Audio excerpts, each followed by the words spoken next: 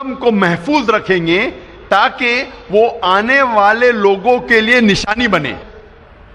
تو مورس بکیل کو یہ پتا چلا کہ قرآن مجید 1400 سال پرانی کتاب ہے، اس میں یہ لکھا ہے کہ ہم فرعون کے جسم کو محفوظ رکھیں گے تاکہ آنے والے لوگوں کے لیے نشانی بنے. وہ چوک گئے اور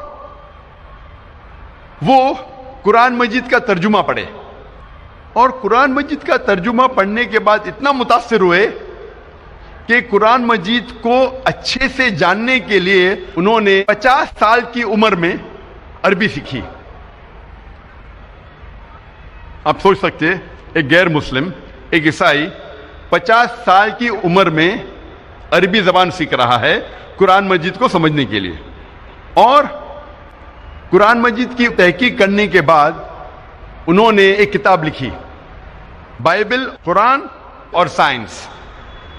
تحقیق کے بعد ڈاکٹر مورس بکیل نے اپنی کتاب میں یہ لکھا کہ قرآن مجید میں کئی آیتیں ہیں جو سائنس اب ایڈوانس ہونے کے بعد جاننے لگی، جو قرآن مجید میں 1400 سال پہلے لکھا ہے. اور ڈاکٹر مورس بکیل کہتے ہیں کہ قرآن مجید میں ایک بھی آیت نہیں ہے جو سائنس سے ٹکراتی ہے، لیکن بائبل میں کئی ورسز ہے جو سائنس سے ٹکراتے ہیں. یہ مثال دینے کی یہ وجہ ہے میری، یہ کہنے کے لیے کہ ایک غیر مسلمان عیسائی 50 سال کی عمر میں عربی زبان سیکھتا ہے قرآن مجید کو بہتر سمجھنے کے لیے. الحمدللہ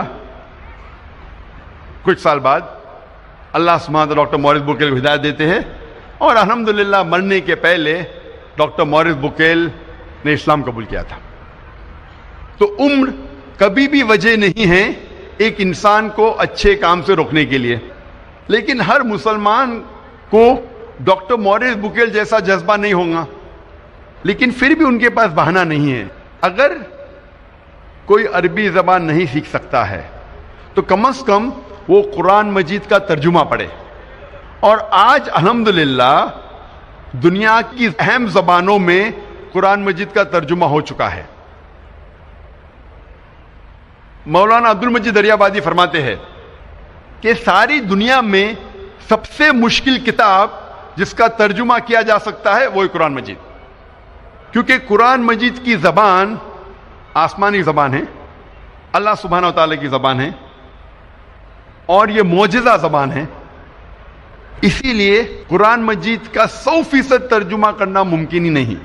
لیکن الحمدللہ کئی علماء دین نے کئی سال ریسرچ کرنے کے بعد الحمدللہ دنیا کے اہم زبانوں میں قرآن مجید کا ترجمہ کر چکے ہیں. اور ہم اگر قرآن مجید کا ترجمہ پڑھیں گے تو بے شک ہمیں اللہ سبحانہ و تعالیٰ کا جو پیغام ہے اس کے بارے میں پتہ لگے گا. اور آپ کو قرآن مجید کا ترجمہ اس زبان میں پڑھنا چاہیے جو زبان میں آپ کو مہارت ہے.